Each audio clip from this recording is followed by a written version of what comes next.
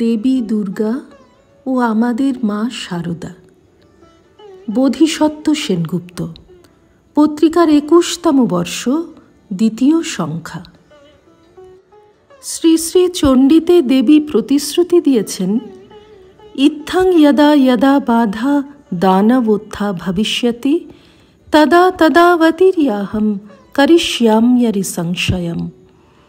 এই প্রকারে যখনই দানবদের প্রাদুর্ভাববশত বিঘ্ন উপস্থিত হবে, তখনই আমি আবির্ভূতা হয়ে শত্রু নাশ করব। এই প্রতিজ্ঞার সঙ্গে গীতামুখে শ্রীকৃষ্ণের আশ্বাস যদা যদা হি ধর্মস্য যেন একাকার হয়ে গিয়েছে।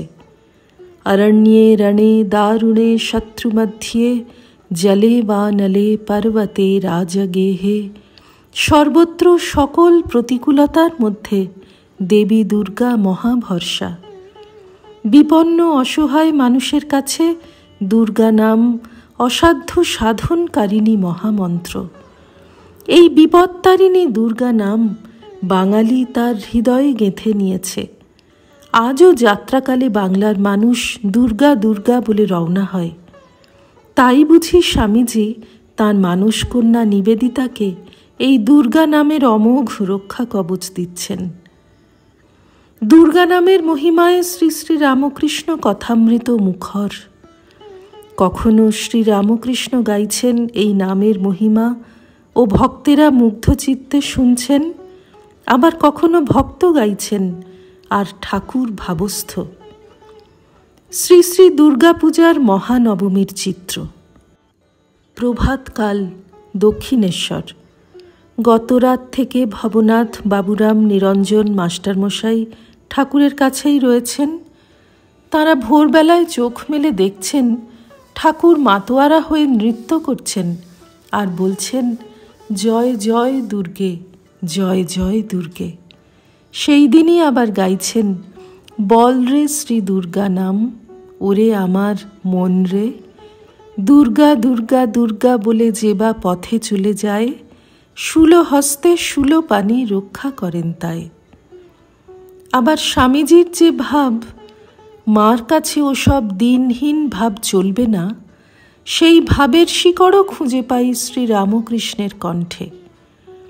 1882 সালের 28শে অক্টোবর শ্রী রামকৃষ্ণ এসেছেন সিঁথির ব্রাহ্ম সমাজে। সেখানে কথা প্রসঙ্গে বলছেন, ভক্তির তম যার হয় তার বিশ্বাস জ্বলন্ত। ঈশ্বরের কাছে সেরূপ ভক্ত জোর করে, যেন ডাকাতি করে ধন কেড়ে লওয়া। মারো কাটো বাঁধো, এইরূপ ডাকাত পড়া ভাব। ঠাকুর ভাবনমত্ত, যেন অগ্নিমন্ত্রে দীক্ষিত হয়ে গাহিতেছেন, আমি দুর্গা দুর্গা বলে মা যদি মরি, আখেরে এ দিনে না তারও কেমনে জানা যাবে গো শঙ্করী। কি, আমি তার নাম করেছি, আমার আবার পাপ? আমি তার ছেলে, তার ঐশ্বর্যের অধিকারী, এমন রোগ হওয়া চাই। শিশুর কাছে মাই সব।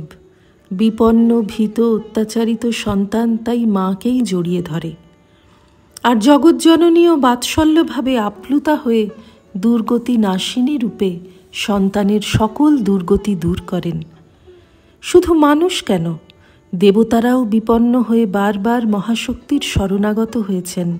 স্তব, স্তুতি, প্রার্থনা, তপস্যায় দেবীকে প্রসন্না করেছেন, আর দেবীও বারবার তাঁদের সকল শত্রু দলন করেছেন। শ্রী রামকৃষ্ণার্পণমস্তু।